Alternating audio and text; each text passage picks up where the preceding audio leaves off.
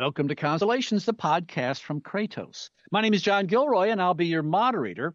The commercial space industry is facing an onslaught of cyber attacks and other threats. But what are the resources available for our industry to adequately defend itself? Today, we'll talk about the Cyber Vulnerabilities Lab, or CVL. It is one of the ways the Space Information Sharing and Analysis Center, or Space ISAC, is enabling the industry to benefit from a resource that can help. Our guests today are Erin Miller, Executive Director at the Space ISAC, and Ernest Campos, co-chair of the Space Innovations Testbed for Space ISAC, and Senior Account Executive for Space Programs at American Systems Corporation. Okay, Erin, we're going to start off with you. So I talked about Space ISAC. So what is the Space ISAC's Vulnerabilities Lab? What is its mission? Bunch of people in white coats, or what is this lab all about? John, well, the lab is white, but there's no one with white coats on. So what is the Cyber Vulnerability Lab? I should tell you also what is Space ISAC. We are an information sharing and analysis center. We share information across the global space community. And the whole reason why we exist is to raise the overall security posture for global space. Now, in order to do that, we knew we had to have a lab. So we have a cyber vulnerabilities lab that focuses on doing hardware and software testing in an unclassified environment, and it gives the space community access to a trusted location so that they can conduct these tests. Now, what we expect is that companies are familiar with the process of doing hardware and software testing. They've probably done it a few times related to government systems. And these are typically tests that happen in a classified forum. But this environment brings the whole community together, over 100 Space ISAC members, to have access and express their interest in prioritizing certain types of testing to disclose these vulnerabilities in a timely manner. Erin, the last time we spoke, you certainly didn't have 100 members. I mean, it sounds like it increased like crazy the last few years. So when you initially started the Space ISAC, does this lab, does it fit with the rest of Space ISAC's purpose? It absolutely does. The Watch Center is the first thing that we opened to track the adversary from ground to space. And we probably talked a lot about that last time. That's our operational mission. We have analysts in that Watch Center. This is an extension of the mission, always part of the vision. But we've got it in a phase right now where we've got companies who are looking through their portfolio of tests and they're proposing them to the lab so that we can have a very fervent, exciting environment here where companies are actively bringing a capability to the lab. And it's interesting because it's not the ISAC staff. Space ISAC staff doesn't do this testing. It's actually commercial companies doing the test, and they're doing early market testing, and a different kind of testing there, by bringing it to the lab environment and demonstrating to the community that this is needed because they have that active feedback loop coming from the community. These are all community members, are trusted MOU or NDA partners or members of the Space ISAC. So it's a very controlled environment here. Back in the days of Seinfeld, had an episode we talked about naming names, and it was really kind of funny. So I'm going to ask you to name names here, Erin. So we talked about 100 members. So who are the industry players participating, and how can other people in the industry get involved? Oh, well, I can't name 100 companies off the top of my head. That'd be pretty boring. Yeah. The industry players are all sorts of different companies, small, medium, larges, and they're the ones out there who, they have the highly reputable names like the Lockheeds and the Northrops and the Kratos. There's also companies that are super small that you've never heard of, like Dark Sky Technology is one of the co-chairs of our software bill of materials task force, and NetRise, another active member in the software testing arena. These companies are making a name for themselves actually within this trusted community because we established a task force that would let them get involved and showcase their test. And the goal is actually to use the task force to mature the understanding of the need that they fulfill so we can work towards a more operational model. And then we just do repeated testing in the lab and we disclose those vulnerabilities. So I think that's something that Ernie could talk about quite a bit. Yeah.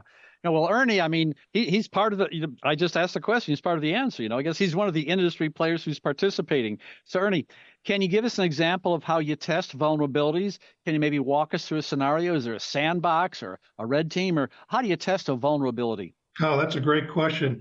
The process for testing vulnerabilities usually follows very defined directions, instructions, procedures, because we want to ensure that the proper steps are being followed to gain the most accurate results possible. Processes often include studying the effects of vulnerabilities on similar or like systems in other environments and observing what those experiences included, identifying what are called or known as signatures.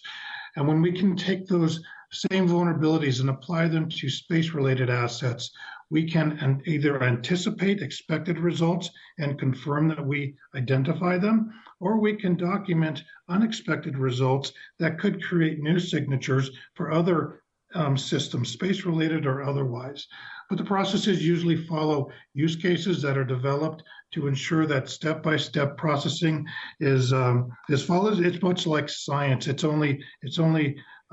theory until it's proven over and over again, and we like to ensure that the experiences that we are observing are very scientific in nature and gives us a better opportunity to develop response methods to address those vulnerabilities.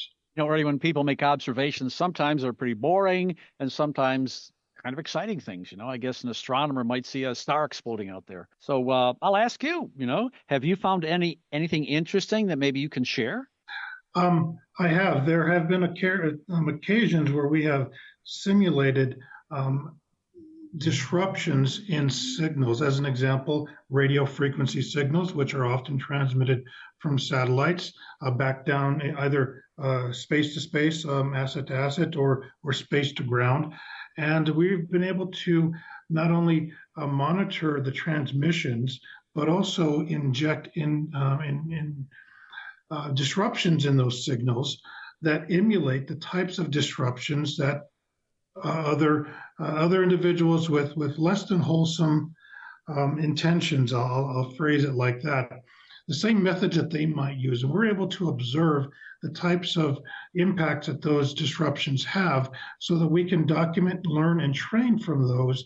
And then we can even tweak the dials a little bit to identify what certain changes in those applications of interruptions might look like. I'll also mention that and when it comes to the testing processes that we're utilizing within the Cyber Vulnerability Lab, that we're also adopting certain expectations and methods utilized by other ISACs governing other industries. Those are processes known as vulnerability equities processes, which not only ensure that there is equivalent forms of detecting vulnerabilities, but equivalent forms of disclosing them among ISACs as well. You certainly are a professional, because I spoke to many people from the DoD, and they don't usually use the phrase less than wholesome. They use stronger language than that. And but I was really like, wow, this Ernie, he's coached up. He knows the exact right phrase. I'm gonna try that and see if they start laughing at me. Less than wholesome. Okay, so Ernie, are there plans for the CVL to host flat SATs or satellite software to simulate the space segment? Certainly are collaborative efforts with other organizations who have already or simultaneously attempting to do that same capability, implement that same capability themselves. It can be very expensive to emulate space-based assets, even in a flat format. So anytime that we're able to share of that type of test environment, it's a good collaborative effort. One such collaborative effort we're working on is with United States Space Force, their Space Systems Command Space Domain Awareness tools, applications, and process laboratory, also based here in Colorado Springs. And that is an organization and a laboratory that seeks to provide solutions to known space-related problems. We are attempting to apply the cybersecurity layer to their efforts through our collaborative efforts. And if we're able to collectively develop a flat sat environment where we can test those types of impacts in real time, on site, that would be a wonderful gained ability for both of these organizations and others as well. So, Ernie, is the concept of a digital twin part of this discussion here? It is. It's not always applicable in every circumstance, but It is gaining its use and viability for these types of testing environments. It accelerates the ability to test. It accelerates the ability to recover from testing or from unexpected activities. And it also ensures that resiliency is built in to any lab's environment for their ability to always be ready and available for any typing test scenario that comes along. Right now, we have the luxury of testing without certain urgencies, but we envision a day where urgency will be a critical factor in our ability to test and test quickly. Ernie, I live in the Washington, D.C. area. I've got friends, military, ex-military, and one of them used to work in Red Team, and he did a lot of interesting things. So let's go back to this Red Team here. So how will the CVL conduct red teaming activities, and what are some of the pilot projects? The ability to perform red team on live assets is always a preferred scenario. However, when we're talking about live assets that are performing functions in space, that's a more challenging approach. So our efforts to introduce red teaming capabilities will come through model and simulation capabilities. The ability to take actual assets, satellites or otherwise in space, with a digital representation, fully functional, made available on consoles, where we can throw whatever we want at it in terms of a vulnerability attack or attempt to infiltrate, and observe the results. Again, turn the dials to change the attack, change the results, learn the most optimum path to success towards protecting those space assets, all in a digital environment where you can press the reset button and start all over again.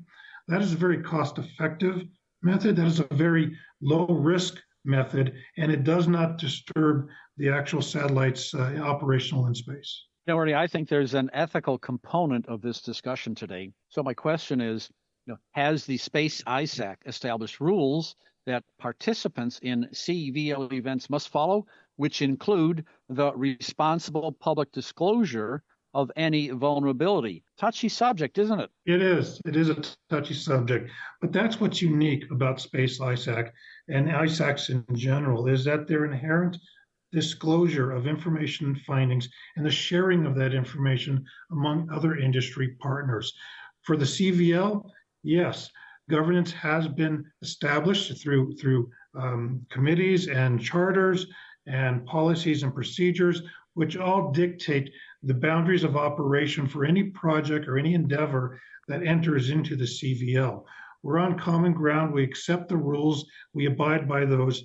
And we do it for the greater good of all the other member organizations functioning within the CVL. When I introduced this discussion today, I talked about the onslaught of attacks. Almost sounds like a military onslaught. But it seems that, given the increased focus on satellite security from events like HackASAC and the availability of tools like the satellite hacking cyberdeck, has the Space ISAC observed a rise in the number of threats or sophistication of attacks against satellites? John, the response that we're seeing from the industry to address the attacks against space systems is incredibly strong. I mean, that's why we have over 100 members, and we have a growing global community addressing these issues.